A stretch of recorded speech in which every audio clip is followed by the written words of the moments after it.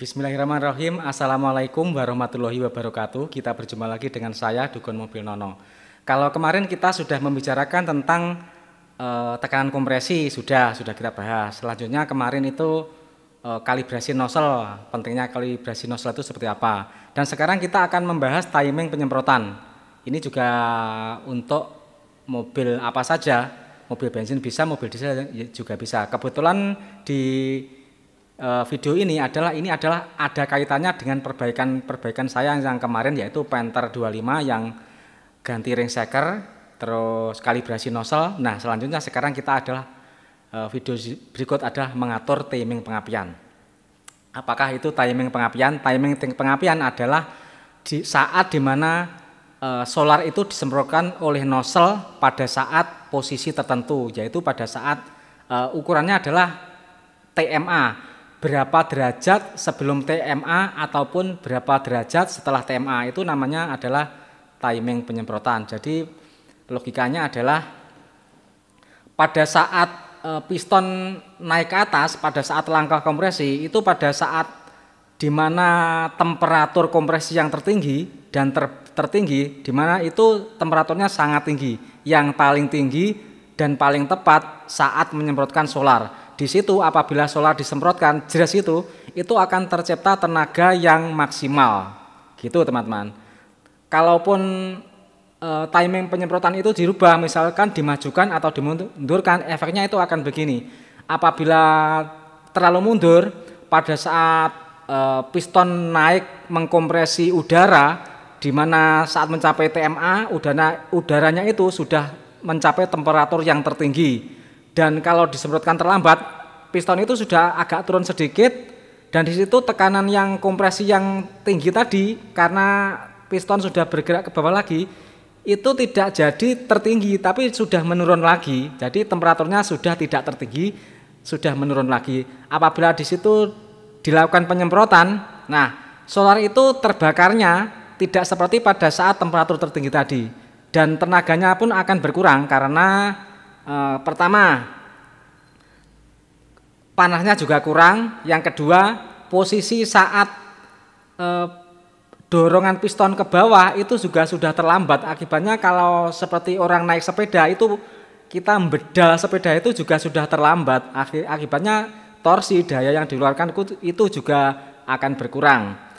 Bagaimana efeknya kalau terlalu maju? Kalau terlalu maju begini, efeknya juga hampir sama. Cuma kalau terlalu maju itu begini, kalau piston itu naik ke atas mengkompresi sebelum waktu top kompresi, sebelum titik temperatur yang tertinggi itu sudah disemprotkan, akibatnya temperaturnya kurang, solar disemprotkan, pembakarannya akan tertunda. Nah, pembakarannya akan tertunda, tetapi karena masih belum mencapai titik maksimal, kemudian piston itu naik ke atas lagi dan mencapai titik maksimal, solar itu akan terbakar lagi dengan semuanya. Tetapi akibat pembakaran yang tertunda itu mengakibatkan istilahnya diesel knock. Kalau diesel knock itu suaranya kasar, ngelatak, kerang-kerang, itu biasanya seperti itu. Jadi suaranya itu lebih kasar. Jadi knocking mesin bensin sama knockingnya mesin diesel itu berbeda.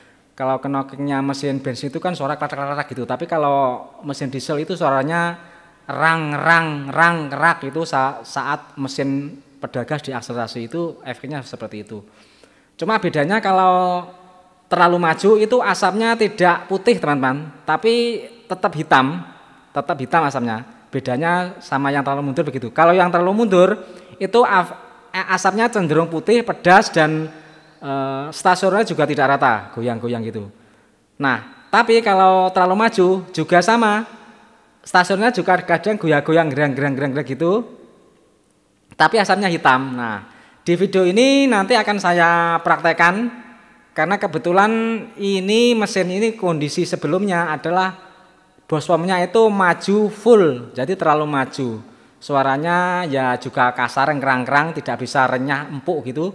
Kerang gitu. Kalau yang benar kan 25 itu suaranya kereng gitu teman-teman. Silakan dilihat-lihat videonya berikut ini, jangan di skip biar bisa mengamati dengan jelas. Hidupnya ini seperti ini, ada gerak gitu ya, agak gunjal gitu posisinya itu.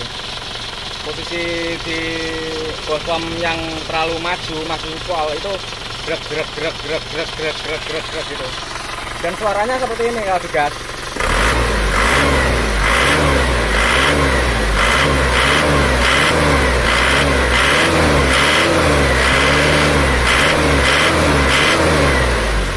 Jadi menurut saya suaranya itu ada suara kerangnya, ada atos gitu, keras, tidak empuk gitu ya.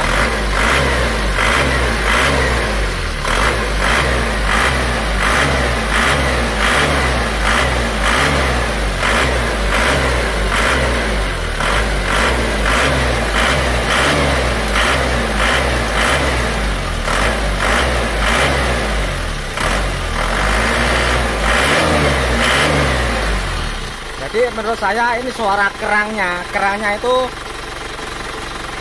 keras gitu, atos gitu, nggak empuk gitu. Harusnya kalau menurut saya itu kurang empuk.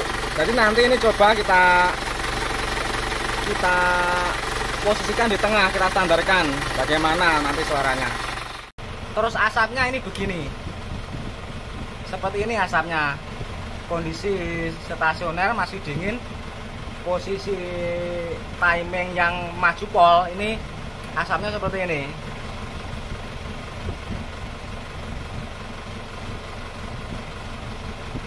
Ini masih dingin mesinnya. Kalau panas ya berkurangnya jauh. Tapi masih dingin seperti ini. Ini posisi maju pol. Mobil ini kalau melihat posisi di navbor di bospom, ini kelihatannya sudah full sekali. Nih sudah terlalu full, terlalu maju. Padahal ini harusnya kan di tengah-tengah, tapi ini posisinya jauh di posisi full. Dan kemarin itu saya rasakan kok longsamnya itu kurang enak. Ini coba kita posisikan di tengah ya. Bagaimana kondisinya setelah kita posisikan di tengah seperti apa? Jadi cara kita mengatur timing penyemprotan atau timing bospom itu adalah dengan memutar karena memajukan itu berlawanan dengan arah putaran rotornya. Berarti kalau dilihat dengan mudah itu kalau kita mengajukan itu berlawanan dengan arah putaran urutan FO-nya. Urutan FO itu firing order atau urutan pengapian. Jadi kalau kita patokannya ini silinder 1, terus silinder 3 ini, terus di bawah sana 4, terus ini 2. Berarti putarannya adalah kalau kita melihat dari depan mesin, berhadapan dengan mesin, itu putarannya adalah ke kiri. Jadi kalau kita mau memajukan ini, kita dorong bospomnya berlawanan dengan arah putaran, berarti kita dorong ke kanan. Tetapi kalau kita mau memundurkan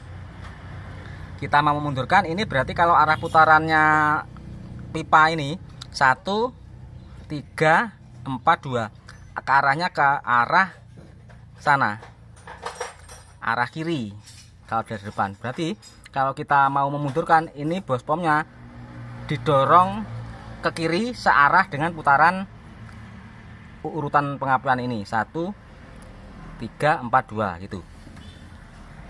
Teman-teman, ini sekarang posisi dari bospom ini sudah kita posisikan di tengah. Ini patokannya baut ini, baut setelan ini yang saya sentuh dengan jari ini. Ini kita posisikan di tengah-tengah antara sini dan sini. Jadi kita standarkan seperti aslinya. Kalau kemarin ini terlalu maju, terlalu jauh, ini terlalu kegeser ke sana, geser ke kanan. Jadi ini kita standarkan di tengah-tengah. Jadi yang kita kendori nanti baut ini sama baut dudukan ini kita kendori, terus sama baut ini kita kendori, terus sama baut ini. Itu yang ada di sana itu nanti kita kendori, terus kita putar ke arah searah dengan putaran rotor atau searah dengan putaran FO 1342 itu. dan coba kita hidupnya seperti apa. Kalau tadi cenderung mengginjal-ginjal ya, sekarang kita coba lagi. Nah, sekarang kita coba lagi. Start.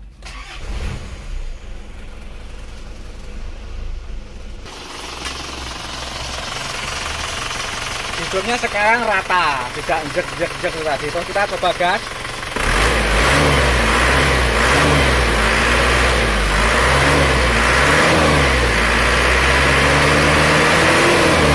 Nah, ini sekarang suaranya, kerangnya itu lebih empuk daripada ada yang tadi.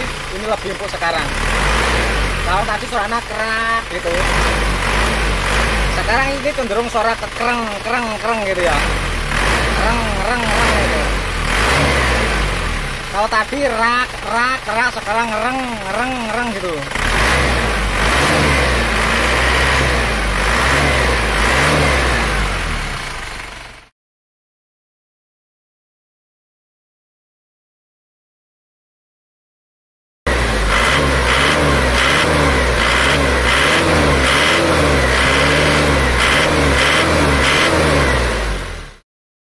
Gas.